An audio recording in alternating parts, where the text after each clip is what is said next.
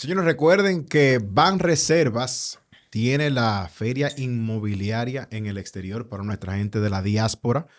Empieza el 18 de marzo en New York, 18, 19, 20 de marzo, y luego continúa el 21 y 22 en Massachusetts, en Lawrence. Lawrence. Así que a todos los que nos escuchan en la diáspora, tienen ahí de la mano a tu casa RD para que lo orienten e inviertan. Fuera de ahí, nosotros no nos hacemos responsables. No estamos haciendo responsables con la gente de tu casa RD. Ya yo mencioné a Harlan Rizik. Pueden buscarla en Instagram, en cualquier red social que usted tenga, ya sea en TikTok, y busquen a tu casa RD para que sean sus asesores, no solamente en la diáspora, como estoy diciendo, porque estoy mencionando una fecha en particular de algo que se va a dar con nuestros patrocinadores también del Banco de Reservas, sino también aquí en la capital. Hay un proyecto muy bonito de Jacinto, Brisas de la Colina. Brisas de la 6. Colina. Son 6 torres también. Creo que sí que Y hay son. una que está... Es un parque que tiene torres, Pero es una locura. con tantas áreas sociales. Nosotros fuimos a la inauguración de ahí y hay una torre en específico que tiene Airbnb. Así es. Va a tener hasta cancha de pádel. Eso en la zona oriental. En la zona oriental, en un área prime, ahí por la ecológica, que la verdad es que tiene bastante acceso a Coronel Fernández Domínguez. Es muy bien. Por ahí hay de todo, ¿eh? De todo. Está mejor que aquí, que el distrito. Sí, eso es otro proyecto que también está manejando tu casa RD. Fue un grato encuentro que tuve ahí con Harling en la inauguración. Y ella fue que me dio los detalles. Un puercoespín no tiene forma de ganarle a un león, pero los leones no atacan a los puercoespines porque el costo de hacerlo es elevado para ellos. Silencio mediático, no se ha pronunciado sobre, bueno, ¿y qué significa esto? ¿Será que Pakistán entonces va a intervenir formalmente al conflicto? República Dominicana creció 2,1% el año pasado, 2025. Uno de los peores crecimientos que nosotros hemos tenido en prácticamente 20 años.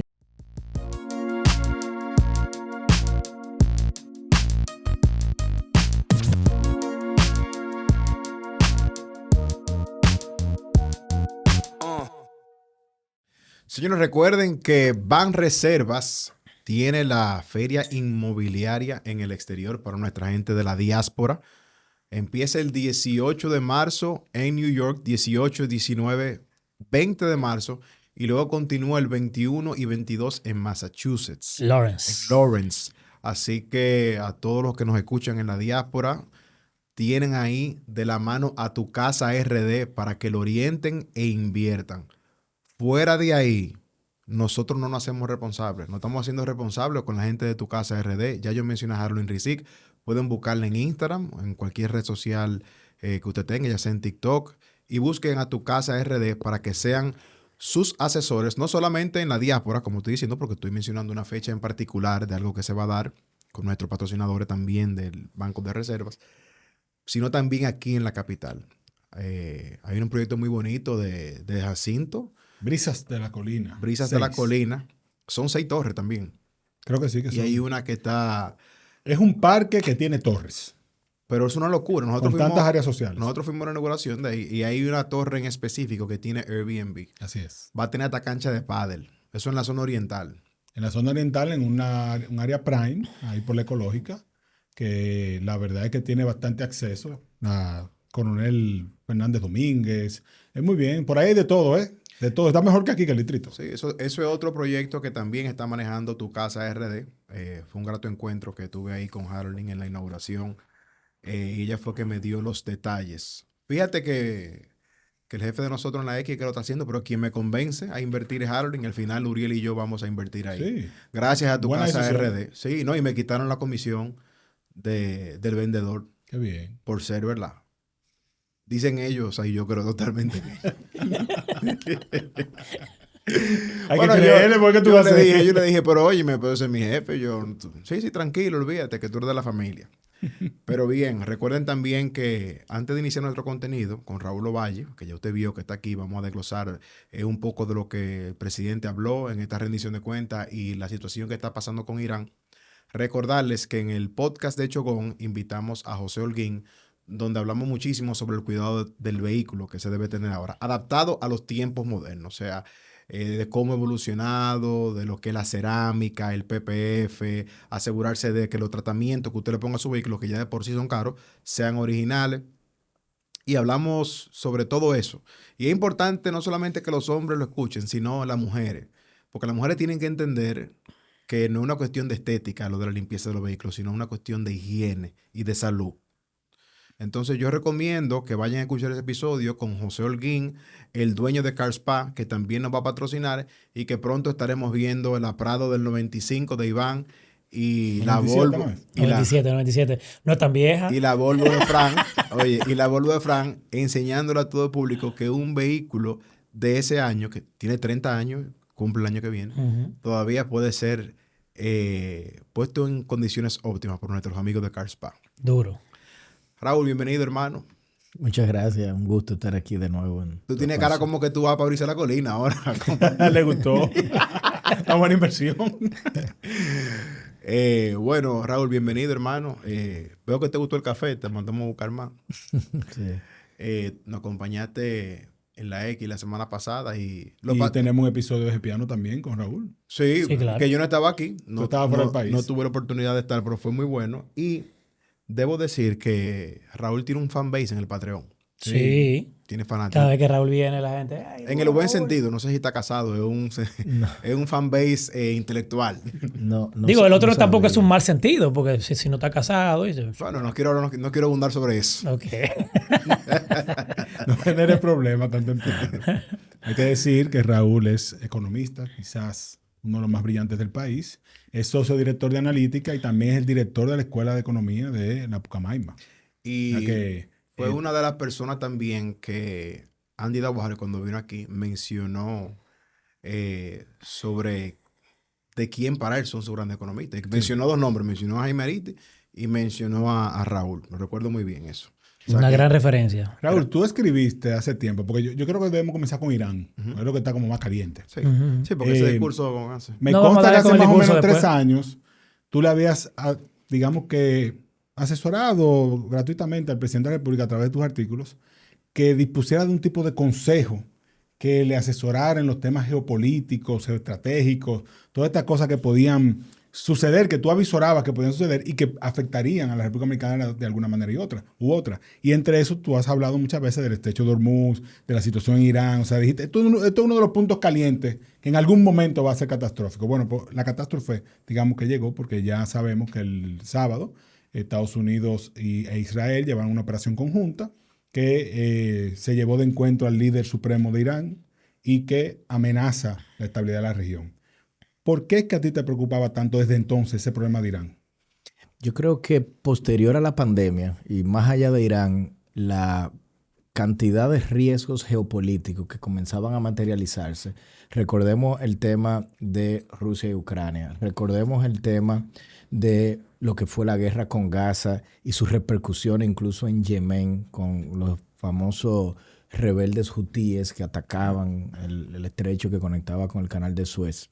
Había un incremento ya muy elevado de esta fuente de riesgo y esto había sido reconocido por los principales informes de riesgo internacionales, el del World Economic Forum que se hace anualmente en enero, también el de Eurasia Group, la firma aseguradora global AXA tenía ya también los riesgos geopolíticos como uno de los principales gatillos, ¿no?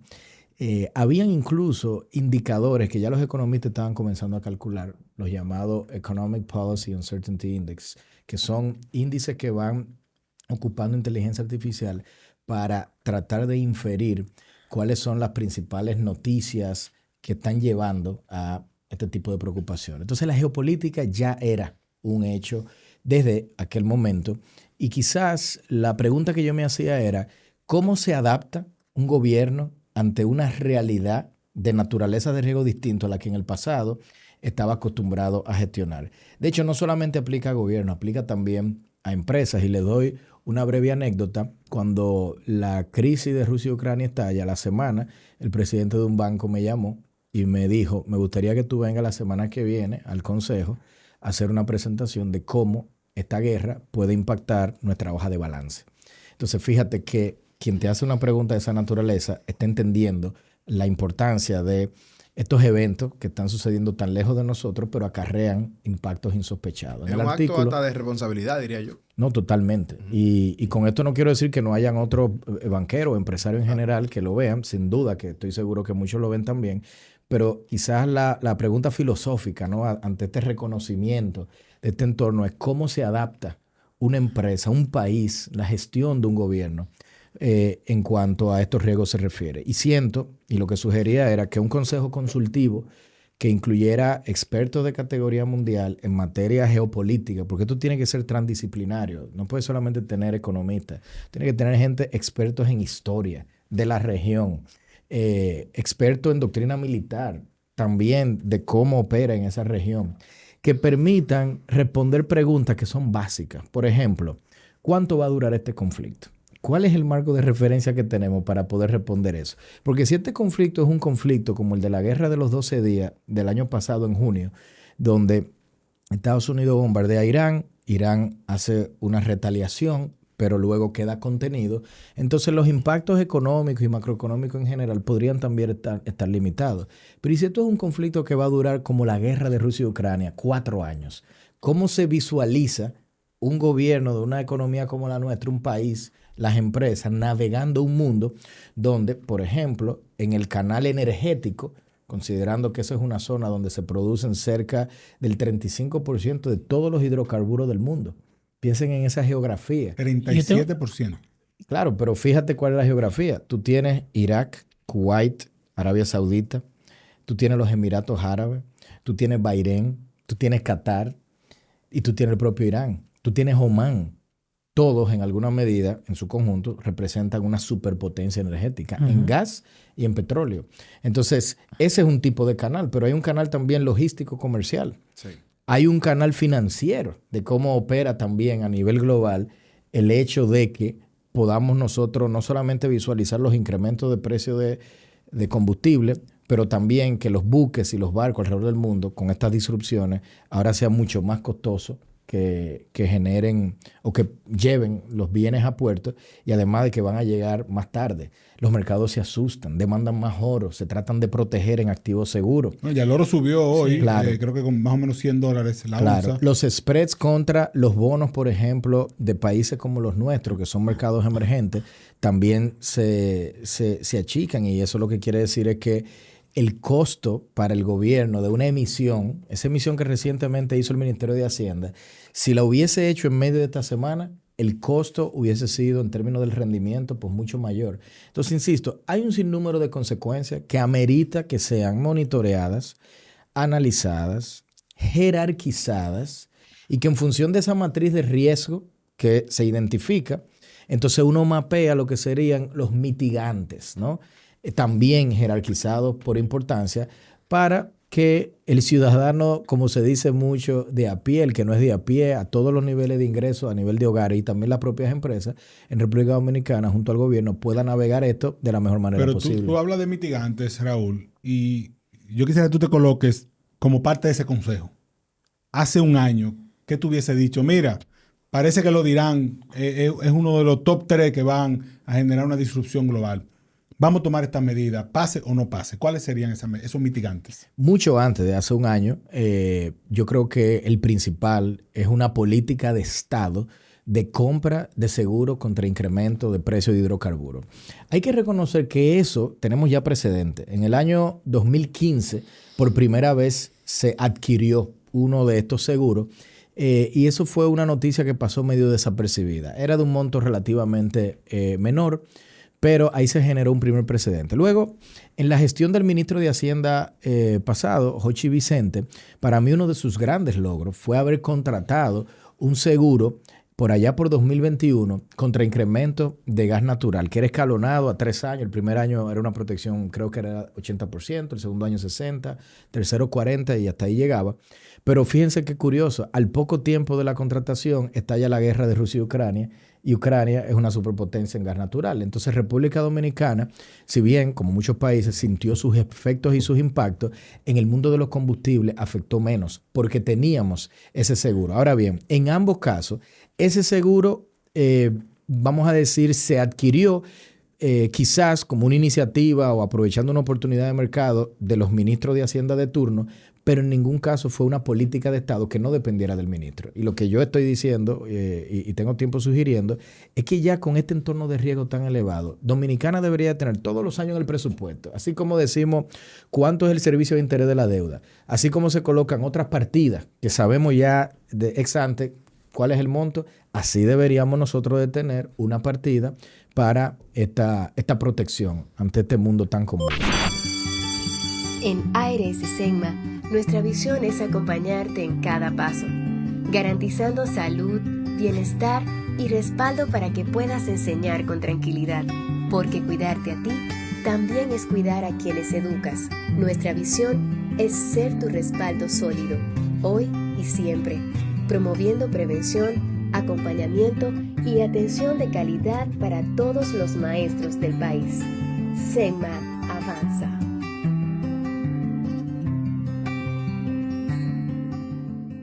Laura, una pregunta. Tú, respondiendo a la misma pregunta, buscando una respuesta a la pregunta que tú dijiste anteriormente sobre si esto iba a durar tal vez 15 días o iba a durar 4 años, viendo el panorama actual, sabemos que Irán pues tiene fuerza, pero viendo el panorama actual de que prácticamente está aislado y no tiene, digamos que muchos aliados en este caso, ¿tú crees que se puede extender así significativamente más hasta un año? ¿O más? Yo quiero hacer un gran disclaimer, porque esa es una pregunta que habría que hacérsela a expertos en doctrina militar y geopolítica, y yo no soy uno. Yo voy a tratar de aterrizar esa pregunta al aspecto económico. Y quiero partir diciendo que Irán no es Venezuela. Y yo creo que eso es importante que se reconozca. Y ellos son expertos en algo que se llama en doctrina militar guerra asimétrica. Uno tiende a pensar, por ejemplo, Estados Unidos por lejos debe ser la mayor potencia militar del mundo. Y claramente, entre un Irán y un Estados Unidos, tú dirías, no hay forma de que esa pelea sea una pelea justa, porque es evidente el poderío americano. Pero eso es una falsa analogía, porque uno puede pensar en Estados Unidos como un león y en Irán como un puercoespín. Entonces la doctrina militar, por cierto, del puercoespín es una donde claramente un puercoespín no tiene forma de ganarle a un león, pero los leones no atacan a los puercoespines porque el costo de hacerlo es elevado para ellos. Y lo que yo quisiera proponer es que, distinto del caso venezolano, Irán es como si fuese un puercoespín. Aunque tan solo tienen una capacidad de generar daños, tienen tiempo preparándose y es un conflicto, me luce a mí, que va a durar mucho más que el conflicto de 12 días que vimos el año pasado. Ya Donald Trump en una declaración pública dijo que ellos estaban anticipando que esto fuese algo que se iba a resolver en alrededor de 4 semanas. Yo no estoy tan claro de que 4 semanas sea el tiempo que esto vaya a durar. Y quizás, para responder también tu pregunta, Iván, hay que pensar uno en cuáles son los objetivos estratégicos que públicamente se han establecido de cara a este conflicto. El presidente Trump ha dicho, nosotros queremos provocar un cambio de régimen. Entonces la gran pregunta es, una estrategia de decapitación, como se le conoce a lo que han hecho, que es que han eliminado a la autoridad máxima, que por cierto es quien además dirige la Guardia Revolucionaria iraní. ¿Será que eso es suficiente, que esta persona haya caído para que se produzca el cambio de régimen? Ahí está la gran pregunta. Irán es un país grande, 92 millones de personas. La Guardia Revolucionaria debe tener 200,000 miembros. Están próximos a anunciar un sucesor. Y detrás, además del anuncio del sucesor, uno puede esperar más ataques como lo que hemos estado viendo. Lamentable todo, debo decir, porque estos señores es un evento trascendental lo que está pasando. Y esto va a generar mucha violencia, mucho dolor. Hay incluso temores de que células terroristas puedan, a partir de todos estos eventos, comenzar a atacar en grandes urbes. Entonces, en ese sentido, hay que entender que la naturaleza de este conflicto es diferente. Incluso en el caso de Rusia y Ucrania, el riesgo de células terroristas ni siquiera era algo que se ocupara. Entonces, sí, yo creo que hay un riesgo de que esto se prolongue. Yo no soy quien para decir si esto puede durar un año. No hay precedente de que, por ejemplo, un estrecho como el de Hormuz por poner un ejemplo puntual, se cierre durante ese tiempo. Lo que sí siento es que hay que prepararse para esas consecuencias. Dominicana tiene algunas cosas que nos hacen mucho mejor posicionados que otros países de la región para aguantar esto. Las reservas internacionales que tenemos son una, pero claramente hay un riesgo de que esta economía en el 2026 no logre la recuperación acelerada que muchos querían de lo que fue un 2025, de una desaceleración profunda y atípica. Para aplatar un poco esto, Raúl, ¿qué impacto, si esto se prolonga, puede directamente tener en nuestra región? Porque, por ejemplo, estamos viendo ahora mismo que la tasa del dólar ha bajado. Vimos esta mañana que el petróleo ha subido. Hay mucha gente que no entiende ni la tecnificación de todo esto, pero ¿qué puede esperar un dominicano que no entienda esto de geopolítica, ni pueda entender lo que Trump esté detrás realmente, si es un aspecto económico, si es un apoyo a Israel? El que vive aquí en el país, ¿qué puede esperar de este conflicto? Mira, en resumidas cuentas, esto arriesga a que el costo de financiamiento, medido por la cuota que se pagan en los diferentes préstamos que tiene el dominicano, permanezca en los niveles vigentes y no se reduzca. Que las tasas de interés no logren reducirse quizá a la velocidad a la que lo hubiesen hecho en ausencia de un conflicto como este. A pesar de la desaceleración que hemos visto en la depreciación de la moneda, el tipo de cambio se ha apreciado en las últimas semanas. Esa apreciación viene mayormente porque la economía está desacelerada. Cuando la economía se desacelera, los hogares consumen menos. Y mucho de lo que consume el dominicano es algo importado. Piensa en electrodomésticos, vehículos, etc. Si consumes menos, entonces vas a generar menos importaciones, menos necesidades de divisas. Las empresas también invierten menos. Y esas inversiones que hacen las empresas son cosas que se importan. Entonces, cuando tú tienes una desaceleración como la que Dominicana ha atravesado en los últimos 12 meses, puede ocurrir que la moneda se aprecie por ese motivo. Es más, si le agrego que nosotros nos llenamos de dólares por 2 emisiones que se hicieron, una en noviembre y ahora recientemente en febrero, es como que se te juntaron la reducción de la demanda de divisas por una gran oferta de divisas que te lleva a que el tipo de cambio se haya apreciado. Ahora, este conflicto lo que eventualmente va a generar es una presión sobre la factura petrolera en la medida que se extienda por mucho tiempo, porque ahora el mismo combustible que antes compraba lo vas a tener que comprar a un precio mayor y eso te presiona el tipo de cambio. En resumidas cuentas, la apreciación que hemos estado viendo, posiblemente veamos una pausa y que todo lo contrario, el tipo de cambio comience a depreciarse. Yo quiero insistir que a mí me preocupa poco el tema cambiario en la medida en que la persistencia de esta crisis y los aumentos del precio del petróleo no sean de órdenes de magnitud elevados. Cuando digo elevado es que pasemos de $140 el barril. Pero ojo, una cosa es que llegue a ese nivel por semanas, como ha ocurrido en el pasado. Y otra cosa es que podamos decir que durante todo un año el precio del petróleo pasa de $60 a 90. Tú dirás, bueno, $30 de aumento. Sí, pero en un año completo ya esos son montos considerables que implicarían, por ejemplo, que el gobierno tenga que decidir ahora, voy a asumir todo ese incremento en el tema del precio de los hidrocarburos, es decir, en la bomba de gasolina, o se lo voy a traspasar al consumidor. Porque si no se lo traspaso y lo asumo yo gobierno, entonces tengo que reflejarlo en un mayor déficit fiscal. Quizá el gobierno puede aguantar un aumento de $10 promedio anual, todo el año. Pero si tú me dices que van a ser 25, $30 promedio anual, porque el conflicto se vuelve más persistente, entonces ya ahí sí podríamos también ver para el dominicano promedio que el costo en la bomba de gasolina pues también sea mayor. ¿Podría esto liberar préstamo de encaje de legal a lo largo del año? Bueno, sí.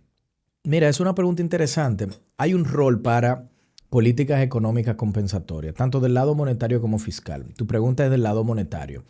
Ya sea a través de la liberación de encaje, ya sea a través de reducción directa de tasas de interés, hay que reconocer que nuestro Banco Central enfrenta un dilema.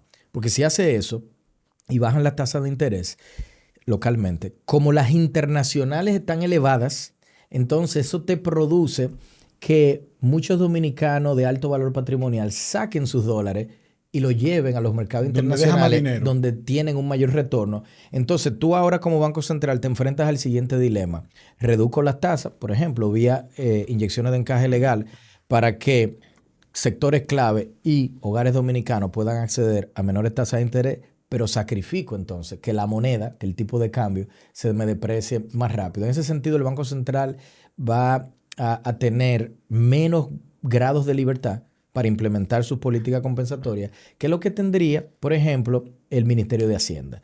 Porque entonces una forma alternativa de tú tratar de jumpstart the economy, como de generar de jumpear la economía, sería a través de inversión pública. Estoy pensando en carreteras, estoy pensando en acueductos, estoy pensando en drenaje pluvial, alcantarillado, todo aquello que te crea las condiciones para que te aumente la inversión privada en las urbes, en los pueblos, etcétera, genera empleo, genera encadenamiento de valor. Siempre me gusta el ejemplo de lo que logró la carretera de la autopista del Coral con todo el este, que lo transformó. Dominicana hace tiempo que necesita eso, pero ahora ya no solo lo necesitaría para cerrar las brechas de infraestructura estructurales, ya lo podría estar necesitando para compensar a corto plazo los riesgos que este entorno global con un costo implica. fiscal, obviamente, porque con los niveles actuales de gasto corriente y inversión de capital no pudiera hacerlo. Sin un sacrificio. Tú puedes aumentar el déficit fiscal haciendo esto, sin duda, pero si le comunicas bien a la comunidad global de inversionistas, al Fondo Monetario Internacional y a la sociedad que el aumento del déficit va a ser financiado completamente con recursos que ya tienes y lo tienes en el Banco del Estado, es decir, no con nuevo endeudamiento, yo no creo que eso sea un problema. Porque vas a ver el déficit aumentado, pero la deuda básicamente bruta no va a cambiar. Raúl, yo veo como todo esto como se ha venido dando. Pareciera como si fuera como algo que ya Trump había venido orquestando. Y te pregunto, porque no conozco mucho del tema de hidrocarburos, pero teniendo esta situación ahora en el estrecho de Hormuz y con todo este conflicto dirán que no sabemos cuánto va a durar, Estados Unidos de alguna manera posee a Venezuela ahora. ¿Cómo entra Venezuela y el petróleo venezolano para alivianar esa carga de que, bueno, allá la tenemos complicada con el petróleo, pero tenemos Venezuela que vamos a entrar en la producción? O sea, no incide de alguna manera. En defensa de todos los amigos venezolanos que nos están escuchando, yo no me suscribo a la posición de que Estados Unidos posee a Venezuela. Yo creo que es una palabra muy fuerte. Posee o administra de alguna manera. Estamos un imperialismo. No, pero sí, querido, pero te lo digo en un contexto en el que mismo Trump... Solo le está tomando la palabra Trump. Claro, fue el mismo Trump que dice que él es el presidente interino. No, pero bueno, está bien. Trump de alguna manera tiene... Te entendí y es muy buena la pregunta, debo decir. Gracias. Porque Venezuela es uno de los países, de hecho, el que más reservas petroleras tiene a nivel global. Ahora, una cosa es que tú tengas la reserva y otra cosa es que tú tengas la capacidad de extraerla, eventualmente de refinarla, de montarla en el barco y de exportarla. Yeah. En ese sentido, el máximo nivel de exportación o producción, mejor dicho, que tuvo Venezuela durante los años 90 era cerca de 3 millones de barriles al día. Hoy en día se estima que ellos tienen alrededor de 800,000. Para que tengan una idea, la oferta global o la producción global de barriles diarios supera los 100 millones. Entonces, hoy en día tú tienes menos de un 1% en Venezuela. ¿Cuánto tiempo le va a tomar a los venezolanos con la nueva administración de Estados Unidos y las inversiones que eventualmente van a llegar para restaurar esa industria petrolera que durante muchos años fue una de las glorias en la región? Mi punto a todo esto es decirte que no creo que Venezuela pueda hacer la diferencia en la coyuntura en cuanto a este conflicto. Y que si hubiese sido un plan, como decía Iván, Trump hubiese esperado un poquito más de tiempo para que Venezuela tuviese mejores condiciones de proveer petróleo. Y es que aún y fuera el caso, y por eso no me atrevo a tratar de discernir las motivaciones, sino que me suscribo a lo que públicamente las autoridades estadounidenses han dicho. Han dicho el objetivo es un cambio de régimen, que el plan es ese, y por lo tanto esto debería de ser evaluado en función de ese objetivo hasta ahora anunciado. Pero en el caso de petróleo, yo les diría que aún y Venezuela pudiese triplicar la producción vigente en el próximo año, algo que prácticamente un evento de muy baja probabilidad, todavía eso no te genera la diferencia en el mercado global de petróleo. La última vez que tú estuviste aquí, analizábamos también algunas decisiones de Donald Trump y tú hablabas de la teoría del hombre loco, ¿verdad? Del madman, que tú circunscribías las acciones de Donald Trump en ese ámbito. cómo entra la decisión en torno a Medio Oriente, a Irán y demás, en esa lógica. Sí, es bueno de un poco y de bueno, sí, que explique de nuevo lo sí, el contexto, porque no un hombre loco, era que había algo detrás de esas decisiones que él había incluso hasta logrado una estrategia, conseguir. claro, una Sí, la estrategia. del Sí, hombre. porque se puede oír como que la embajadora viene la semana que viene. Yo no quisiera, ¿verdad? Y que, por estos tigres, no. Excelente, Julio, que hayas observado eso, porque si no lo hubieses hecho, yo lo iba a hacer igual. Bueno, el concepto del famoso Madman Theory viene de cuando Nixon recibió un consejo de Kissinger que estaban tratando de negociar la paz en Vietnam, y entonces Kissinger le sugirió que volara a Estados Unidos aviones alrededor de Camboya, Vietnam, etcétera, con bombas nucleares. De modo que ellos entendieran que la amenaza que representaba Estados Unidos era real, que por cierto, que esto era entonces una locura. No iban a saber cómo negociar frente a una persona que era aparentemente impredecible. Y que detrás de ser impredecible se iban a llegar a mayores concesiones que si no se tuviera esa... o si se tuviera más bien un tipo de negociación más racional. Eso es lo que está detrás de la teoría de negociación llamada Madman Theory, y es lo que muchos analistas entienden ha ocupado Trump durante muchos años, por cierto, en el mundo inmobiliario. O sea, no quiero tampoco ni siquiera que se piense que esto es algo nuevo, sino que esto describe la conducta a la hora de negociar de Trump. Y ha surgido, por ejemplo, el famoso taco trade, donde se decía Trump always chickens out, como que Trump sugiere que va a implementar algo y eventualmente lo que hace es que se retira de tal implementación. No creo que eso haya sido lo que aplicó necesariamente en el caso de Irán, porque ya es un acto o un hecho consumado y materializado. ¿Qué sí podría ocurrir? Y ojalá y no fuera el caso, porque a todo esto hay que decirlo. Los iraníes tienen 40 años secuestrados. Es una gran civilización histórica. O sea, los persas son posiblemente la zona del Medio Oriente más liberal. Si ustedes se ponen a analizar a esa ciudadanía de gente extraordinaria, pero secuestrada por lo que ha sido ese régimen. Entonces, la gran pregunta que hay que hacerse es, ¿cuánto tiempo va a durar el conflicto y si Trump va a estar dispuesto a continuar hasta el final? Porque ese tema del cambio de régimen no es nada trivial. Estamos hablando de que dentro de Irán prácticamente no hay oposición. La población viene, yo diría, del estrés postraumático de haberse sublevado, protestado hace semanas, millones de personas en la calle, y hay estimaciones de hasta 20,000 muertos de ese régimen hacia los manifestantes.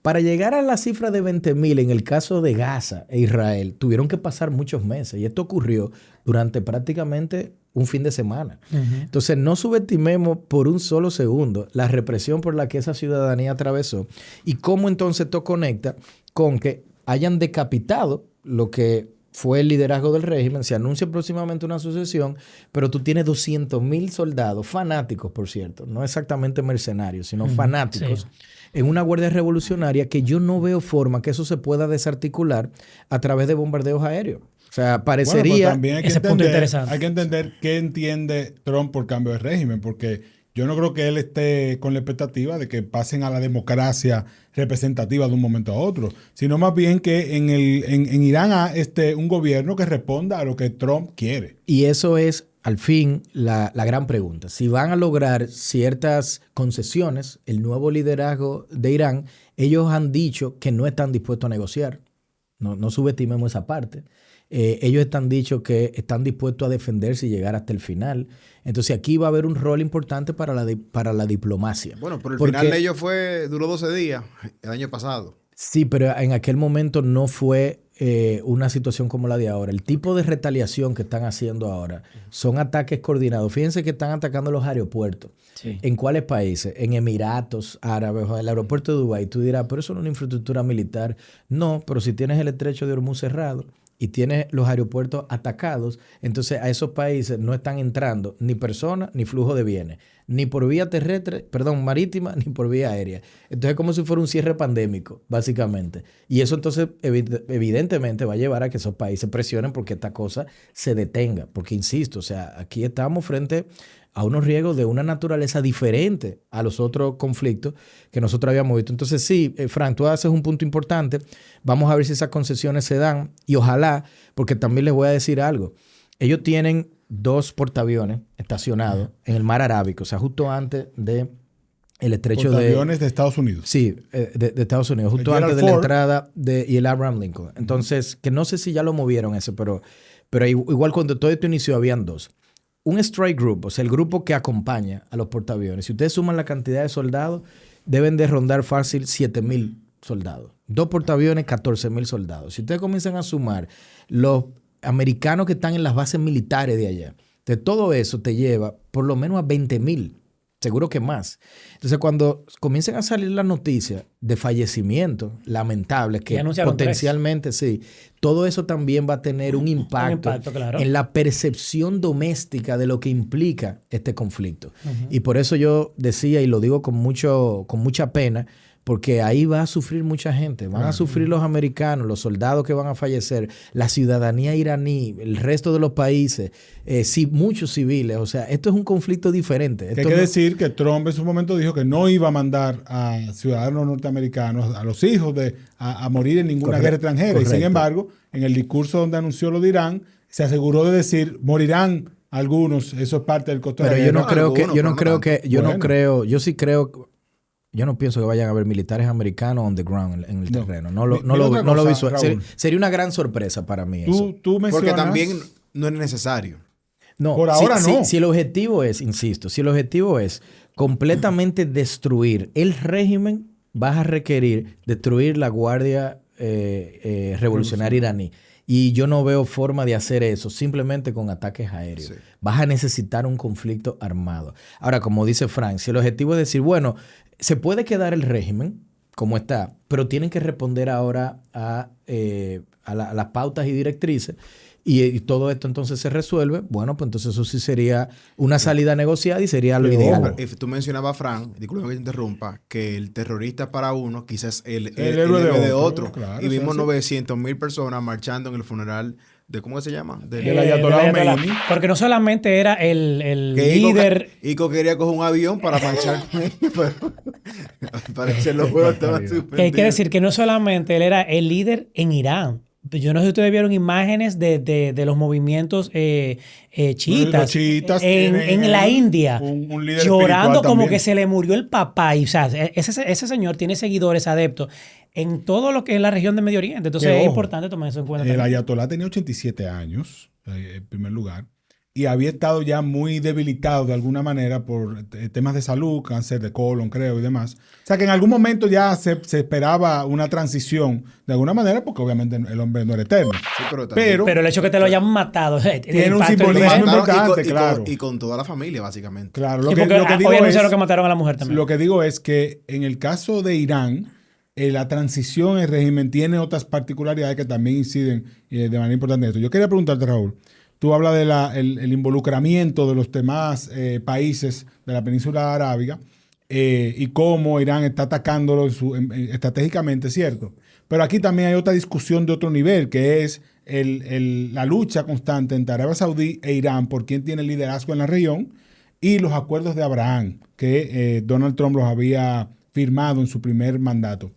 ¿Cómo entran todos esos factores en juego en este conflicto cuando tú tienes también un Israel que tiene elecciones este año, tiene Estados Unidos que tiene elecciones de medio término este año? O sea, todos esos factores se suman y tú dices, ven acá, de un momento a otro la Tercera Guerra Mundial va a comenzar en Medio Oriente. O sea, ¿puede ser así? Yo no visualizo mundial, porque mundial implicaría que los grandes poderes, más allá del caso de Estados Unidos, también se involucren. Y yo no visualizo ni a China ni a Rusia. Es como que no les conviene. Y esto sí lo veo más como un conflicto regional, una guerra regional. Irán históricamente ha sido el enemigo de Arabia Saudita, como tú bien mencionas, porque, como tú sabes, en el mundo musulmán tú tienes estas divisiones que, guardando las diferencias, se parece un poco a la división que hay entre el catolicismo y el protestantismo. Lo único que ellos lo tienen entre los sunitas y los chiitas. Y Arabia Saudita representa, vamos a decir, la cuna, si se quiere, de los sunitas. Tienen ahí, por ejemplo, Meca y Medina, que son los dos principales holy sites o los Sitios de sitios, peregrinación. claro, Israel siendo el tercero para ellos. Y en el mundo de los chiitas, entonces tú tienes, como bien mencionaba Iván, ese liderazgo del ayatollah, ¿no? Que es como el papa, por así decirlo, de aquellos que son los chiitas. Entonces, esa relación de adversarios y enemigos que tiene Irán contra Arabia Saudita, contra Israel y contra un sinnúmero de otros países que son árabes, musulmanes, sunitas en la región, es algo que hace que Irán esté sobre todo aislado. Hay algo que a mí me parece que ha pasado desapercibido, y aprovecho y lo comento, porque el año pasado, producto del conflicto limitado de los 12 días, una de las retaliaciones que hubo, o uno de los, dentro de ese conflicto, uno de los ataques que hubo fue un ataque de Israel a Qatar, porque estaban, o más que ataque, un intento de eliminar a, creo que eran de Hamas, ¿no? sí, personas de exacto. Hamas que estaban en Qatar, ellos habían identificado. Ajá. Y eso generó un conflicto diplomático en el momento, pero a las pocas semanas, Mohammed bin Salman, el príncipe de Arabia Saudita, firmó un acuerdo de defensa con Pakistán. Entonces, básicamente fue como que compró un seguro, ¿no? Un hermano mayor. Y ustedes dirán, ¿y por qué Pakistán? Porque Pakistán es uno de los 9 potencias nucleares del mundo. Una de las 9. Entonces, una de las retaliaciones que hubo en este conflicto fue de Irán a bases militares americanas en Arabia Saudí. Y Pakistán, ha habido un silencio mediático, no se ha pronunciado sobre, bueno, ¿y qué significa esto? ¿Será que Pakistán entonces va a intervenir formalmente al conflicto debido a que tienen ese acuerdo de mutuo de defensa y de protección? Son de los elementos, volviendo a tu pregunta, que son incertidumbre todavía. Incrementan esta incertidumbre y hacen de nuevo que el conflicto pueda durar más de lo que inicialmente el del año pasado pues duró. A eso hay que sumarle dos factores que me parecen interesantes y quiero saber tu opinión. Irán era un espacio para Rusia obtener y fabricar armamento. Entonces se está hablando también de que la operación le eliminaría a Rusia un alimento importante para su guerra. Y también apostando a que a la larga Rusia pierda la capacidad de incidir sobre la parte de Ucrania. Y por el otro lado, que el petróleo que sale de Irán, quien lo compraba era China. Y que de alguna manera también ese golpe le hace daño a China, aunque yo no creo que, qué sé yo, 2, 3 millones de barriles por día que tenía Irán sean significativos para China o cambien la jugada para China. Vamos a decir, yo no creo que eran marginales, pero tampoco es que de repente China ahora va a dejar, es claro. Lo que sí es que yo presumo, y esto entra dentro de la especulación, que un eventual anuncio de acuerdo para alcanzar un cese al fuego, donde el régimen básicamente le sugiere a Estados Unidos que sí, que vamos a acatarnos a ciertas directrices, puedan incluir que parte de ese petróleo y de gas ya no se exporten hacia esos países. Cuidado incluso si parecido se anuncia, a lo de Venezuela. Exactamente. O sea, podría entrar dentro del marco de un eventual acuerdo. Hazlo en línea con la TSS. Tus trámites listos sin hacer filas. Ingresa a tss.gov.do. Haz clic en Servicios en línea para registrar tu empresa o solicitar un acuerdo de pago. Haz clic en Oficina Virtual para solicitar tu certificación de aporte personal. Realizar aportes voluntarios extraordinarios a tu fondo de pensiones. Consultar las informaciones de los lugares donde laboras o has laborado. Todos nuestros servicios más cerca de ti. Tesorería de la Seguridad Social. Raúl, otra pregunta que te hago. ¿Por qué es tan importante para Irán el programa nuclear?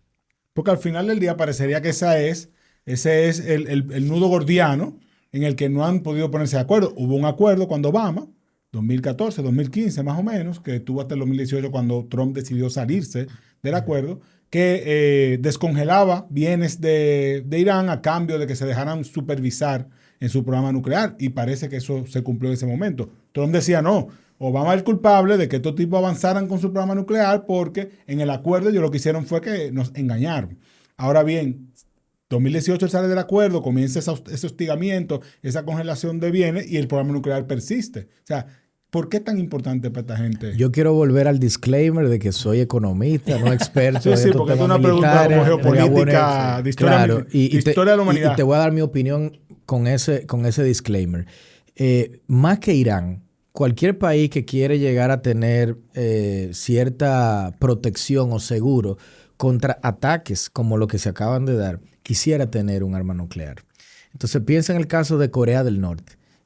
Nadie se mete con Corea del Norte a nivel global. Increíble. Eso es increíble, loco. Pero detrás de eso hubo una decisión que tomó el papá, porque ese país, no sé si ustedes saben, pero es como una necrocracia, más que una dictadura. Y es una necrocracia porque es un muerto el que dirige, porque allá ellos tienen claro, el fundador, Kim Il-sung. Kim Il-sung. Entonces allá se levantan todos los días a hacer una oración por el abuelo, Wow. por el papá que también está muerto.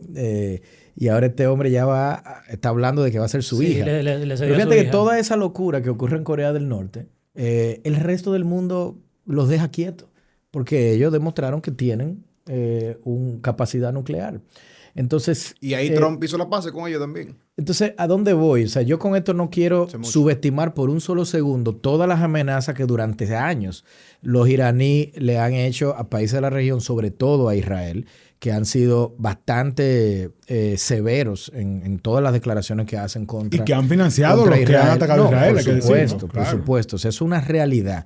Pero junto con eso, quiero insistir de que yo tengo mis dudas de si ellos hubiesen tenido ya una bomba nuclear, un ataque como el que se dio, Lo se hubieran tirado. hubiese hecho. Yo Y también. quizá eso en el fondo, la razón fundamental. De hecho, este tipo de ataque lo que hace es que el incentivo para armarse nuclearmente, entonces aumente, Claro. básicamente. Usted ve, con Lo más cual es razón, hay lo que cual es seguir. lamentable. O sea, Raúl, yo tengo una pregunta que creo que con esa pregunta podemos ya hacer la transición al discurso del presidente. Aquí estuvo la semana pasada el precandidato o aspirante presidencial por el Partido de la Liberación Dominicana, José Francisco Javier. No, Francisco Francisco Javier García. Javier. ¿Y qué yo dije? José Francisco. Excúseme, Francisco Javier García. Y él dijo que este gobierno se ha excusado una y otra vez con cosas que no tienen absolutamente nada que ver ni ningún tipo de incidencia en la República Dominicana y citó a la guerra en Ucrania-Rusia, la guerra de Gaza-Israel. Y tú bien dijiste la semana pasada que estuviste con nosotros allá en la X, que definitivamente son aspectos que sí, de alguna manera tienen incidencia y han tenido incidencia en los asuntos económicos internos. Entonces, dicho esto que está pasando en Irán y todo lo que estamos viendo con el asunto del petróleo y eso, ¿tiene alguna implicación que podamos luego ver al gobierno decir, bueno, se ha sumado ahora la guerra de Irán, por tanto, no logramos tal aspecto? ¿Eso pudiera darse? mira, la realidad es, yo no conozco un gobierno que haya enfrentado la secuencia de shocks que le ha tocado a la administración de Abinader en 40 años. Estamos hablando que heredan la pandemia directamente. Luego llegó el asesinato de Moïse en Haití y las consecuencias migratorias, etcétera, que todo eso implicó. Luego vino la guerra de Rusia y Ucrania, con todas sus ramificaciones, especialmente en el sector de la construcción de la República Dominicana, el alimenticio y otros. Luego vimos el mayor incremento en casi 20 años de tasas de interés internacionales que provocaron que nuestro gobierno y nuestro Banco Central tuviera que también incrementar las tasas y llevar a una desaceleración económica profunda en el año 2023.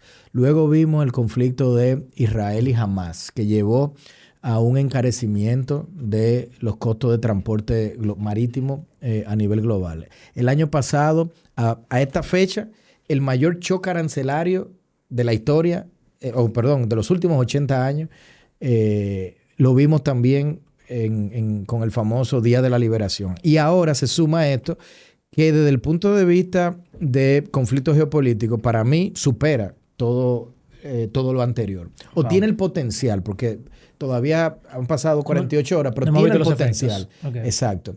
Entonces sí, yo creo que hay que reconocer todo eso. Eso es como decir, estamos en un barco y los nubarrones y las tormentas que estamos enfrentando nunca habían sido pues tan graves. Ahora, la gran pregunta que tenemos que hacernos es cómo ajustamos las velas.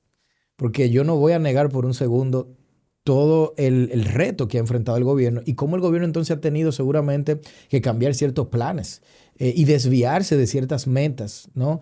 Y hasta objetivos que quizá tuvo que haber ajustado. ¿Tú crees que la meta RD 2036 peligra con todo Sí, esto? claro, claro. Pero no solamente por el tema de los shocks internacionales. Lo que pasa es, ese es otro tema y Ok. podemos ampliarlo en breve, pero digamos que ese tiene más que ver con cuáles son las fuentes de crecimiento que te van a llevar a cumplir eso. Y como se habló tanto de eso en el discurso del presidente, y tú Ok, quieres en un vamos momento para allá. lo retomamos, Bueno, pero pues también ahí, discúlpeme que te interrumpa, hay un reconocimiento, porque tú dices cómo ajustamos las velas, pero lo que tú dices ya ha sido una gran realidad en el paso de los años, y ciertamente uno sería mezquino si uno dice no, que la no, situación económica está mal. O sea, han hay sabido que ajustarse. reconocer el contexto. Lo único que yo creo que hay ciertas medidas que se pudieron haber tomado antes, que quizás se van a comenzar a tomar ahora y hubiesen contribuido para mitigar esto.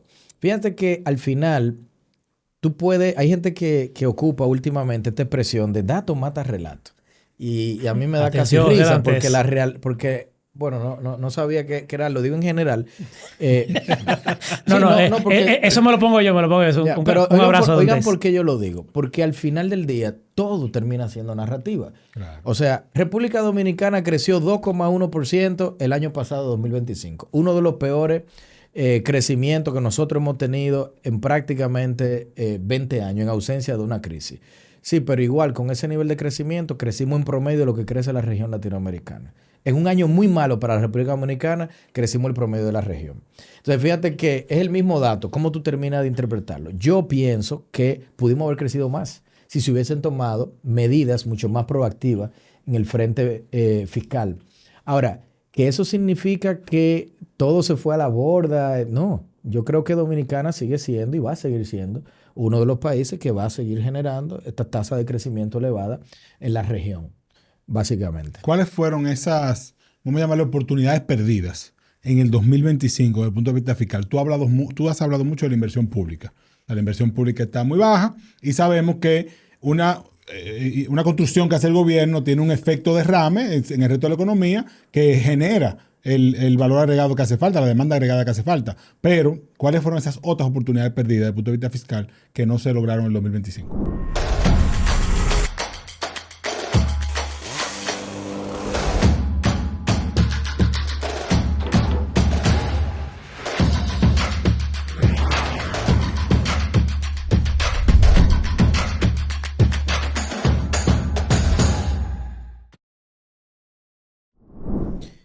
Yo creo que al final todo se circunscribe a la parte de la inversión pública porque estamos atravesando una desaceleración de la inversión total de la economía. Y aquí permíteme extenderme brevemente de por qué hablamos tanto del tema de la inversión. Para que cualquier economía crezca, se necesita capital, infraestructura, ¿no? Y esa infraestructura viene de la inversión que recibe la economía. Esa inversión a su vez viene de una fuente privada. Estos son los empresarios que están invirtiendo. Cuando ustedes traen este tipo de equipo, aun esto sea algo micro a nivel agregado, pero la sumatoria de todas estas inversiones es parte de lo que contribuye a generar capacidad productiva, ¿no? Parte de esa inversión viene del sector externo, los inversionistas globales que ven el país con buenos ojos y de hecho estamos en máximos históricos de inversión extranjera directa, algo que se tiene que reconocer para estas autoridades y la inversión pública. Ahora, la inversión pública es un tipo de inversión un poco distinta, porque si yo veo la estructura total de la inversión en República Dominicana, que es cerca de 26 puntos del PIB, la pública es nada más 2. Entonces alguien dirá, bueno, pero lo que importa es la privada. Yo digo, eso es una falsa analogía. ¿Por qué?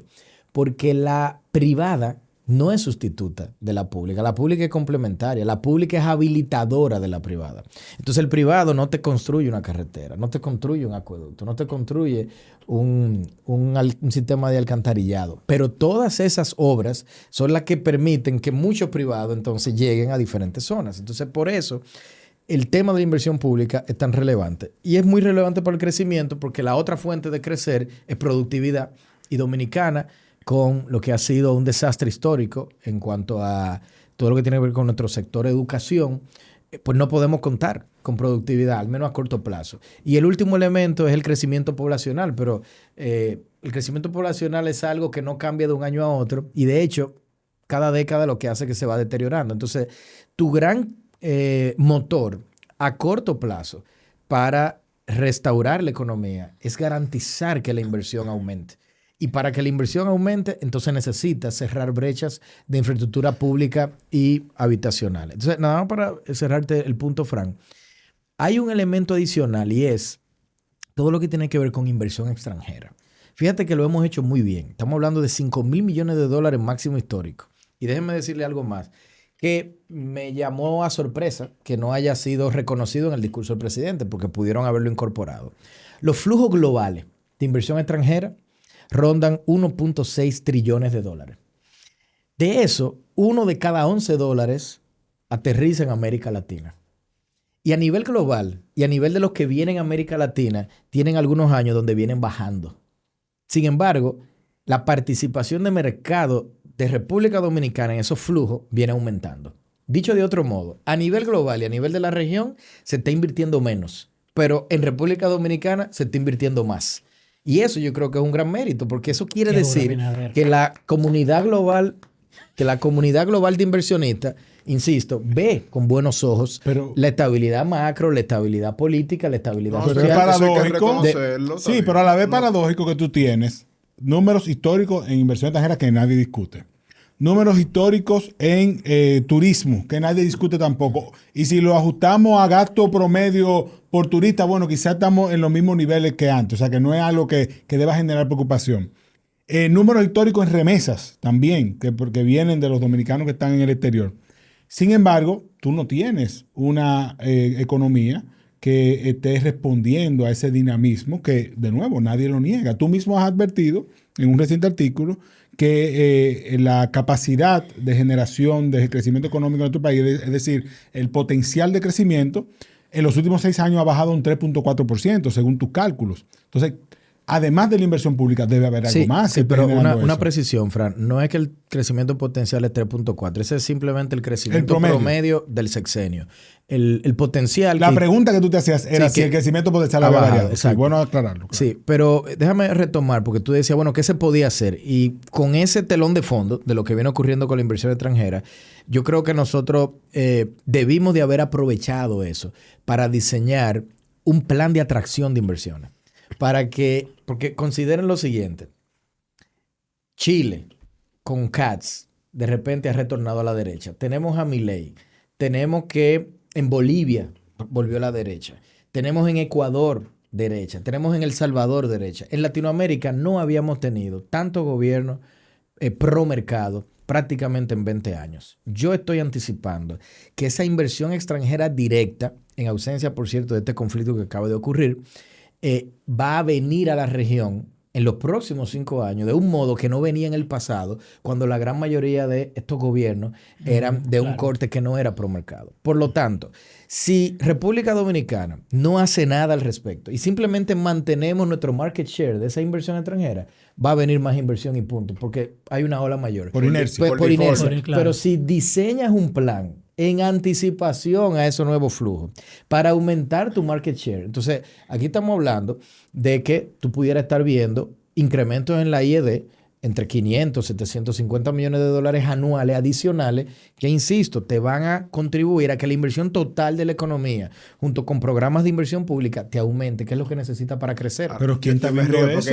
Porque ahí hay que dársela a David Collado. Yo me río, pero te ríes también. Pero es que nunca se la hemos dejado de dar, ¿o sí? Ahí es que le duro. O sea, también, pero él no ha buscado inversión extranjera directa. Nunca se la hemos dejado solamente. En ese escenario ahí. Él ha hecho un gran trabajo, esto nadie lo ha negado, con el turismo se ha hecho un gran trabajo. Si lo eligen ahí puede capitalizar. No, pero perdón, solo una aclaración. Cuando tú ves la distribución de inversión extranjera directa en el país, tú tienes varios sectores máximos históricos, incluyendo la zona franca. Sí. Deben de ser 300 y tantos millones de dólares, pero el turismo es el que lidera. En turismo hay más de 1.200 millones de dólares de inversión y nunca habíamos tenido tanto. Y yo reconozco todo eso, porque hay gente que se ofenden cuando uno dice cierta cosa. Sin embargo, yo siempre he reconocido eso. Lo que pasa es que nada más quieren oír No, Lo que pasa es que pedacito, tú en tus pues. comentarios eres demasiado absolutista para después venir a aclarar. No, O sea, eso es lo que genera absolutista confusión. no, porque yo nunca he Como, hablado- no, mira, esto es comer una miel a veces. Hay que reconocerle. No, Pero eso es no, yo nunca he dicho que una mierda. Yo Está hablo bien. del populismo. Está bien. Hablo del populismo, pero cuando hay inversiones, incluso overall en el sentido económico, no tengo nada que criticar al gobierno. Cuando pudiese coger cosas, pero en lo económico, es más, yo soy un ejemplo. Mira cómo ha prosperado la economía naranja. ¿Tú entiendes? Que es mi sector. Mira cómo el tema de los turismos, que estamos hablando de récord histórico, la inversión extranjera, o sea, hay cosas que yo Y es sinceramente... importante decir, porque la semana pasada, y vuelvo a hacer referencia al episodio de Francisco Javier García, porque él hizo algunas afirmaciones que me parecen imprecisas, porque él te dice, bueno, porque este gobierno habla de que la inversión extranjera directa, pero eso, ¿y cuál mérito tiene el país en eso? Habla de la zona franca, ¿y qué mérito? El turismo, eso habla de cómo están los que de afuera que vienen para acá, pero, o sea, eso me parece completamente incongruente, porque, de hecho, en el gobierno de Danilo, cuando se lograban avances en esos aspectos, también se presentaban como logros y evidentemente sabemos que eso tiene un impacto y todo eso viene porque tenemos seguridad Bueno, pero jurídica. lo que está diciendo porque Raúl, lo que está diciendo Raúl es que hay una inercia que beneficia al país, que pudiera beneficiarle más. Por ejemplo, cuando uno veía a un Leonel Fernández que se metió un mes en Dubái a buscar Pero es para inversión acá que están extranjera porque no viniendo y no venía. para Costa Rica, porque ven que tenemos estabilidad Eso no hay económica, duda. Sin estabilidad seguridad política, jurídica no habrían seguridad venido, jurídica. claro. Ven en nosotros cosas que hay que dársela al gobierno. Entonces no es como lo decía Francisco Javier. Ahora, Raúl, además de eso, debe estar acompañado de una mejora en los temas de burocracia, porque creo que el mismo Manuel Estrella advirtió y dijo, ven acá, hay cosas que se quieren hacer, pero hay tanta permisología, hay tanta que si no se resuelve ese problema, nosotros vamos a ahuyentar proyectos. O sea, proyectos que tienen interés de venir, cuando vean las trabas, dirán, no, para allá yo no voy. Por supuesto, ahí la permisología funciona como una especie de impuesto regulatorio, que al final es en tiempo. Y si tú tienes entonces este gran interés de invertir en Dominicana, pero se te dificulta tanto convertirlo en realidad por un sinnúmero de elementos, yo creo que algo delegado, un legado literal, en este caso le corresponde mucho al ministro Ito, que me parece que es un estadista, es una persona que escucha, que entiende y que seguramente se va a tomar esto casi a título personal de ver cómo lo puede echar para adelante. Eso va a ser algo importantísimo que se logre en esa línea. Algo que me llamó mucho la atención que el presidente dijo que se ha logrado en tema de burocracia de reducir como de 164 pasos de tramitaciones a 64, que todavía 64 me parece exagerado, pero yo no sabía, imagínate lo que había antes, eso era una locura. Con solo invertir 30,000 pesos generas 20,000 pesos mensuales. Mierda, pero eso está de todo. ¿Y tú lo estás pensando? ¿Cómo así? Y todavía hay gente que cae en ese gancho. Porque eso no es inversión. Ese cuento de camino, como diría mami. Si te dice, te harás rico de la noche a la mañana, manito ruede. Él dice que son ganancias garantizadas, según un tipo formal. En las inversiones reales no hay magia, hay reglas. Y Proinversionista te enseña cómo funciona. ¿Por qué no me dijiste antes? Ven a talleres gratis todos los meses. Antes de yo sacar $1, yo siempre chequeo quién está autorizado en su registro de la superintendencia. Proinversionista es el departamento de la Superintendencia del Mercado de Valores que atiende tus consultas, quejas y reclamaciones, con educación gratuita para que puedas tomar decisiones financieras informadas. Casi caigo en un gancho. Proinversionista. Invierte con confianza. Raúl, tu valoración del discurso en términos generales. Porque, por ejemplo, cuando yo hablaba del discurso, yo dije, me voy a circunscribir al discurso, a ese momento, porque no es una valoración del gobierno de Luis Abinader. Pero el discurso, yo decía que me parecía una verdadera rendición de cuentas. O sea, él fue y tuvo la oportunidad por fin de rendir cuentas en lo que él plantea. Sí, yo no estoy diciendo que sea cierto o no. Pero no, pero es que ahí tú tienes que dar la nota completa. Pero yo la estoy dando completa. Yo estoy diciendo que le dio 85 al discurso, porque finalmente él hizo un discurso de rendición de cuentas. Ahora, que tú vayas a Bonao y digas, mira, ese hospital que él mencionó no lo inauguró él, lo inauguró Danilo, o él lo que hizo fue remozarlo. Esos son otros 500. Sí, pero yo creo que también debe entrar ahí el tema de que si lo que él dice se puede contrastar a lo que es la realidad. Es que yo creo que siempre se va a poder contrastar, Porque Bueno, es el tema perfecto. de las Yo no digo piezas. que no ni que sí. Yo Es el simplemente- problema de la rendición de cuentas como pieza comunicacional. O sea, Sí, yo te entiendo. el te presidente entiendo. va a ir a construir un relato que le sea favorable porque él no va a venir. O sea, hay gente que diría, presidente, mejor parece ahí, díganos que esto se está desbaratando, pero que usted está haciendo algo. Yo creo que eso nunca va a pasar, es una mala expectativa, porque yo no le pedía eso a Danilo, yo no le pedía eso a Leonel, yo no le pedía eso a ningún presidente que he estado vivo viendo sus discursos. Entonces, por eso digo, si tú me dices a mí el discurso, él hizo una rendición de cuentas, por fin. Él se paró y dijo, yo hice esto. Ahora que nos sentemos luego a decir que no, que sí o que esos son otros 500. Pero bueno, la valoración de Raúl. Pero él le puso 85. Iván, ¿cuándo te lo pusiste? 95. No, 95. 95. Él iba a decir 100, pero le dio No, lo que vergüenza. pasa por lo extenso, le quité 5 puntos. Ah, Presidente, ya, es verdad, tú para la eres- próxima, Yo redúcalo un poco. Yo le puse un 17. Pero oye, ¿por qué? Pero oye, ¿por qué? Tú sabes, cuando tú agarras a una gente copiándote, tú agarras el examen, independientemente que el examen te lleno entero, bueno, tú le pones 0, lo invalida. En el caso mío, yo no le puse 0, no le puse 0 por la nota que le dieron mi compañero. Que yo dije, wow, si le pongo 0, pero yo al final terminé quitando el discurso a los 38 minutos. Me cansó. Entonces, por ende, yo no quiero decir e invalidar nada de lo que él dijo, pero fueron 2 horas y 44 minutos. De alguna manera, tú tienes que encontrar una forma de que la poca población que ve el discurso lo tenga de manera digerible. 2 horas y 44 me parece una exageración, pero adelante. Yo creo que lo primero es que la valoración que cada cual le vaya a dar va a responder a la metodología que cada uno use para evaluarlo. O sea, Claro, cuáles son las claro. cosas que para ti son Totalmente. importantes. Por ejemplo, una persona con déficit de atención crónico diría, es muy largo, Julio. lo valoro mal. Gracias. Pero O sea, hay Julio. otro pero hay otras personas que van a evaluar otras cosas. Yo voy a primero a transparentar por qué para mí ese discurso fue el mejor discurso que él ha dado de rendición de cuentas desde que ha asumido la presidencia en 6 años. El discurso ocurre en medio de una economía que está desacelerada, atravesando una desaceleración profunda y atípica, que lleva incluso a estos cuestionamientos y estas dudas de si República Dominicana está transformándose hacia una economía que ya se aleja incluso del crecimiento del 5%. Es el primer elemento. Viene además de un caso como fue el tema de Senasa, muy reciente en la memoria de los dominicanos, algo todavía inconcluso, y que justamente ataca lo que ha sido su principal bandera, ¿no? Desde que asume el gobierno.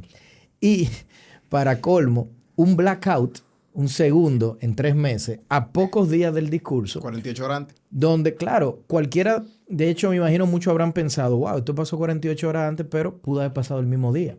Entonces, fíjate que se estaba casi que asomando como que una nube de pesimismo dentro de nuestra sociedad.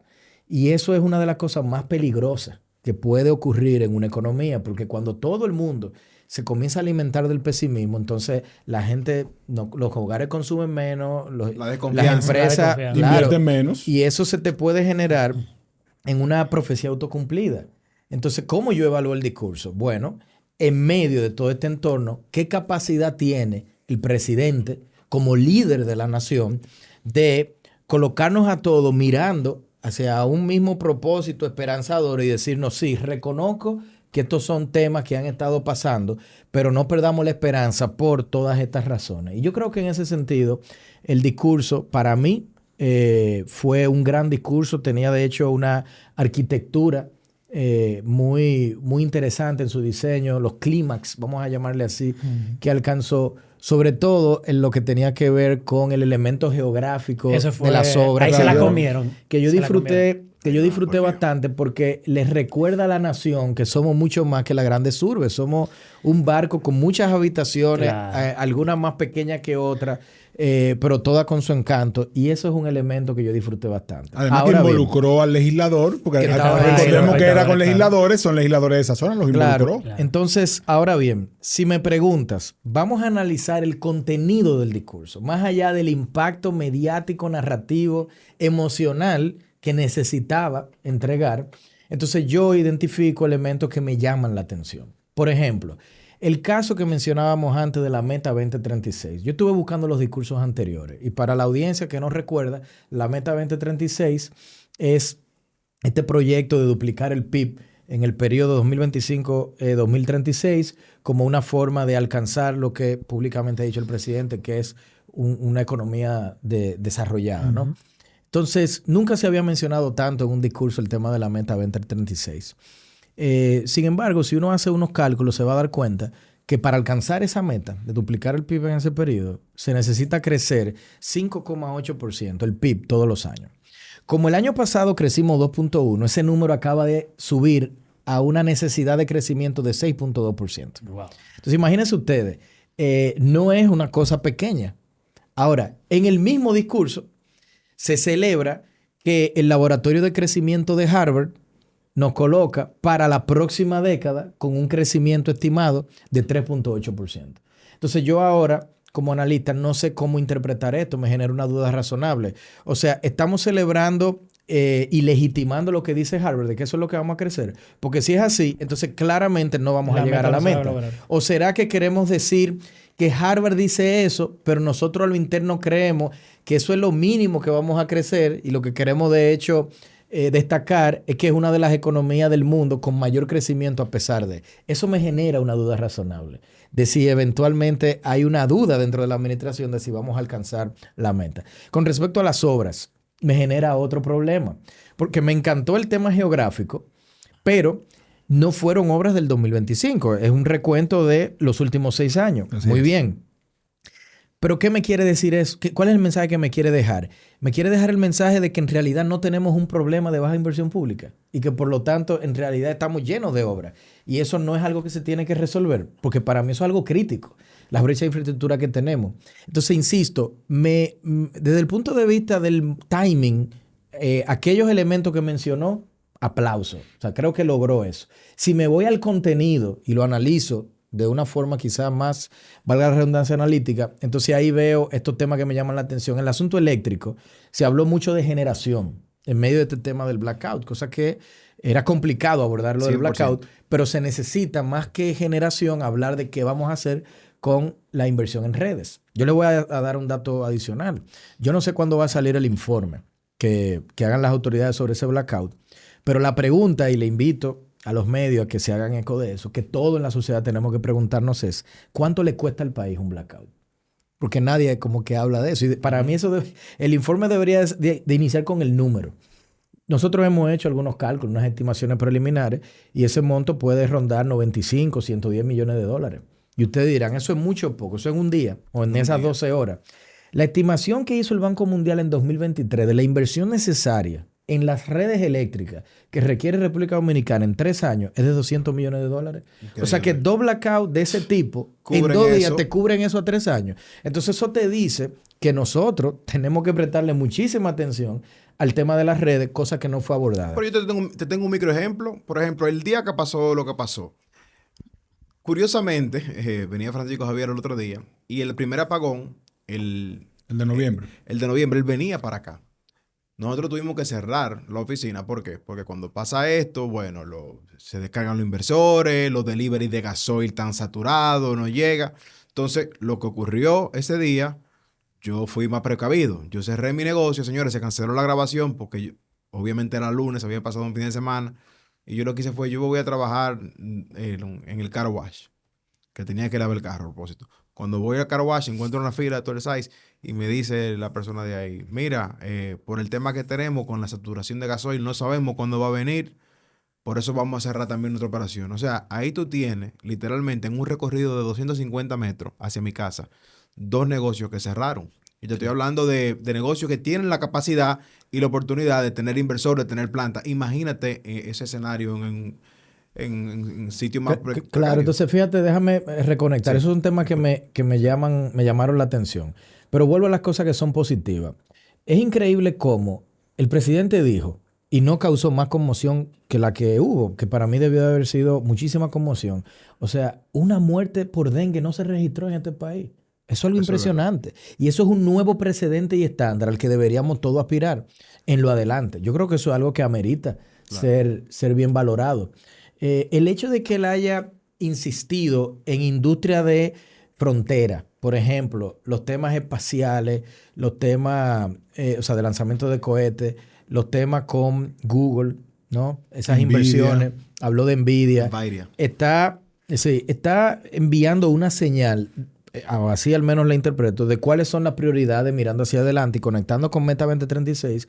Yo lo veo eso como fabuloso. Ojalá y se materialice, más allá de los anuncios, porque Dominicana tiene que pensar en convertirse en alguna medida en un país que compita en alguno de estos temas o en alguno de los eslabones de ese encadenamiento productivo de industrias de frontera. O sea que si podemos tener aquí a Google con este tipo de inversiones, bueno, pues genial. Si podemos rentar los espacios para que nosotros permitamos que hayan lanzamientos de cohetes, tipo lo que hace Musk con SpaceX y demás. Bueno, excelente. Ojalá y que esos contratos vengan con cláusulas que digan que tienen que entrenar a los dominicanos para que puedan participar y eventualmente se abra todo un nicho y favorezca el empleo además de esa región que es la más empobrecida del país. Entonces, como te digo, hay cosas que yo vi muy positivas, otros me llamaron la atención, pero en el neto, en el contexto en el que le tocó pronunciar ese discurso, yo creo que fue el mejor discurso en los últimos 6 años que ha dado. Claro, ese es parte del argumento. Claro. Y si no se cumple para el 2036, podemos tener el 2040. Lo que no pueden llegar al 2044.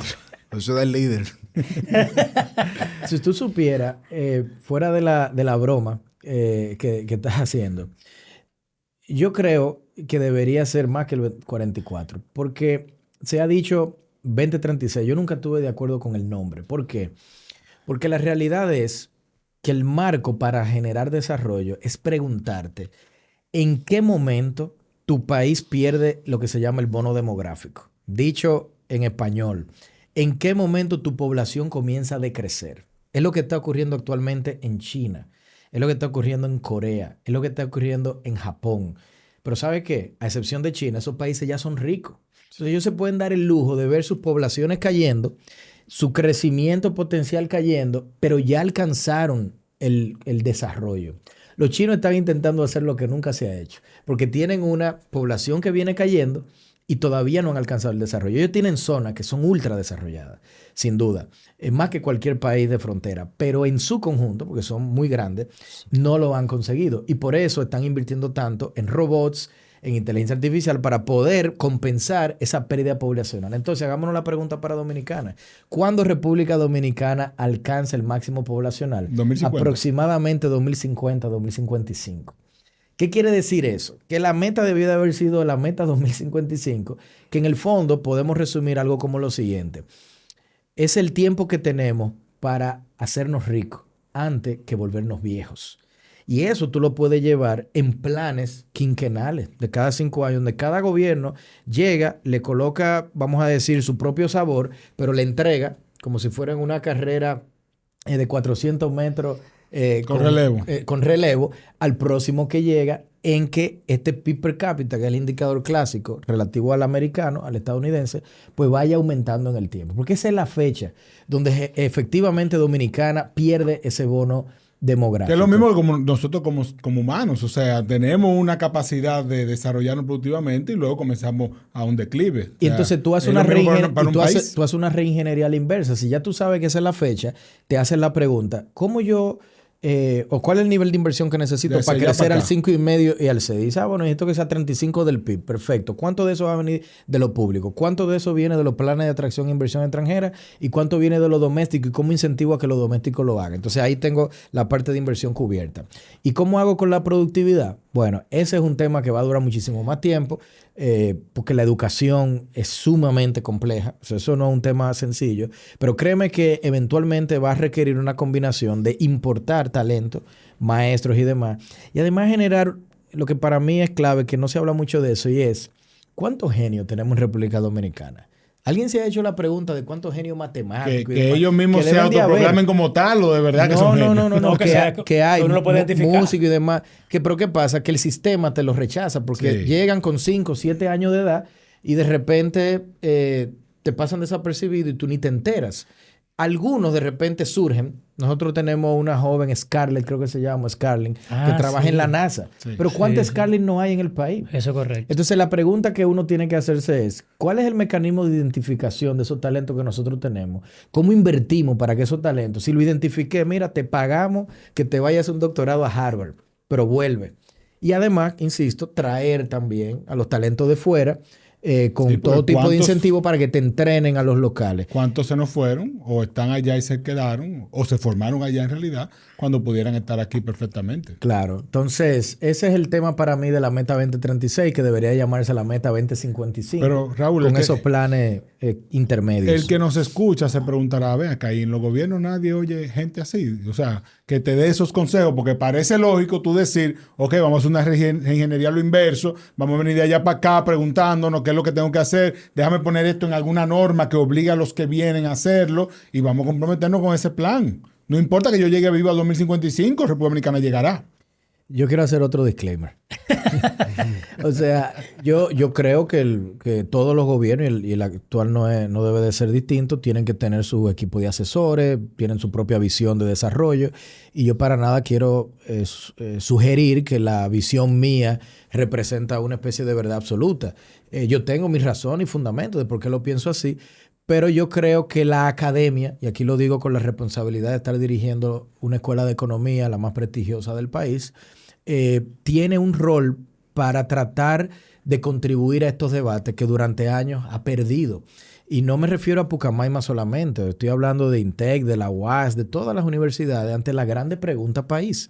El empresariado, la clase política debería procurar, y la propia academia, nosotros debemos hacer ese mea culpa de cómo podemos posicionar estos mensajes basado en evidencia, basado en rigor científico y no en los intereses tradicionales que siempre ocurren a nivel de los otros participantes de, como le llaman, la fuerza viva de la nación. Entonces sí creo que hay un rol para que estos debates, y qué bueno que ustedes tengan un escenario como este, para que ideas como esta y otras que vengan se puedan debatir y discutir, pues lleguen a los tomadores de decisiones. Bueno, yo creo que hay que pedirle a Raúl. Qué duro, Raúl. Otro Wow. masterclass. Dios. Sí, Qué hay duro, que pedirle una recomendación para alguien que quiere entender a Irán, ¿verdad? O por lo menos lo que está pasando en esa zona, un libro, un podcast, una película. Pero no lo ¿No lo dirija circunscribo a ahí. Irán? No, pues No, lo que él no quiera, está porque bien. él puede estar leyendo algo o algo que le llama la atención de otro tema. Pero nosotros siempre damos nuestras recomendaciones. Libro, podcast, ¿Sabes qué? serie. La otra vez me la preguntaron y yo no vine preparado para esa respuesta, porque tú sabes, eso suena como que yo te voy a recomendar. Cada uno de nosotros tenemos Sí. intereses muy variados. Es lo que te digo. Ahora, Eso es lo chulo. Si tu interés es la literatura, por ejemplo, yo soy un fanático de Jorge Luis Borges. Y yo me la paso buscando cosas del maestro Jorge Luis Borges. Y hay un libro que a mí me parece maravilloso. Menciona mucho a Pedro Enrique Ureña en ese libro, por cierto, que se llama Clases de Literatura Argentina, que viene de una clase que él dio, se fue de Argentina a Michigan. Y el profesor de literatura latinoamericana, que era un fanático de él, le pidió que le diera clases a sus estudiantes. Y en su lecho de muerte, un amigo del profesor que le preguntó sobre esa época, que si había evidencia, dijo, sí, yo tengo todos los cassettes porque yo grabé las clases. Y entonces el tipo se le entrega y dijo, dame el permiso para yo publicar un libro. Entonces tú te lees ese libro y tú sientes que tú estás teniendo una clase del maestro directamente. De los temas geopolíticos, esos temas a mí me fascinan y son muchos los libros de referencia. Hay uno del profesor John Mersheimer, de la Universidad de Chicago, que yo creo que da un muy buen marco conceptual para entender mucho de estos temas, que se llama The Tragedy of Great Power Politics. Iván. Ese fue que, pero no lo llegamos a leer. llegamos a leer. Sí, Jonathan lo recomendó. sí, ese me parece a mí que es un libro sumamente interesante. Pero si alguien no quiere entrar en esas conceptualizaciones, tú sabes, de manera directa y quisiera algo como más suave, entonces uno que para mí es fabuloso se llama Prisoners of Geography, Prisioneros de la Geografía. Ese libro es facilito de entender, es un masterclass de cómo la geografía impacta la economía, la política, todo lo que tiene que ver con la gente, y lo hace a través de análisis de mapas de grandes potencias. Y yo creo que para las personas que tienen déficit de atención crónico y que aprenden más a la hora de leer con elementos de imágenes y visuales, yo creo que les gustaría mucho. Gracias. Tú sabes algo que me ayudó a mí son los audiolibros. Totalmente. Sí, Claro. sí. No, eso es magia, viejo. Raúl, yo creo que no deberíamos ni siquiera, bueno... No, honestamente yo no tengo eso. nada que recomendar particularmente porque no he tenido tiempo de ver nada. Yo sí voy a recomendar algo. Yo recomiendo ya algo más live, saliendo del tema. Este fin de semana inicia la Fórmula 1. Vamos a estar en Hoyo 20 con un viewing party. Vamos a tener una pequeña fiesta porque la carrera es a las 12 de la noche. Entonces vamos a estar ya desde las 9 de la noche haciendo ambiente y haciendo el working está abierto a todo público. Nuestros patrones van a estar por allá. Vamos a estar también con gente de la X102. Vamos a estar con nuestros patrocinadores, Chivas, Heineken, Petronas. Entonces, ya que la temporada empieza el sábado, vean la temporada nueva de Drive to Survive, que está bien interesante, mucho mejor que la pasada. Y nada, eso es. Frank. Yo voy a recomendar Love Story, que es la historia de amor de John F. Kennedy Jr. y Caroline Bessette. Está en Disney Plus. Muy bueno, la verdad, amigo. ¿De verdad? Estoy impresionado. Pero ese no es, Me tiré 5 capítulos uno atrás del otro. Yo la vi en Disney, pero entonces esa era su novia antes de... No, eso fue su esposa. ese Ellos murieron juntos en un accidente de avión. Pero ¿cómo que se llama? No es Love Jackie. Story. No, es John F. Kennedy Jr. Recuérdense, la mamá de John F. Kennedy es Jackie Kennedy Onassis. Pues sí. Claro, que fue la que estaba con John F. Kennedy, que fue presidente. Sí. Que he visto como las redes que han querido como confundir sobre la orientación sexual de John F. Kennedy por el gran amigo que tuvo por muchos años. Están subiendo como y ponen muchas fotos de ellos como juntos, pero la gente siempre quiere sacar ¿Quién sabe si era ambidiestro? Pero puede ser. Señores, señores, gracias, Raúl. Gracias, de un verdad, placer hermano. enorme, hermano. Esta es tu casa. Esperamos verte Nos pronto. seguiremos viendo por aquí. Muchas gracias.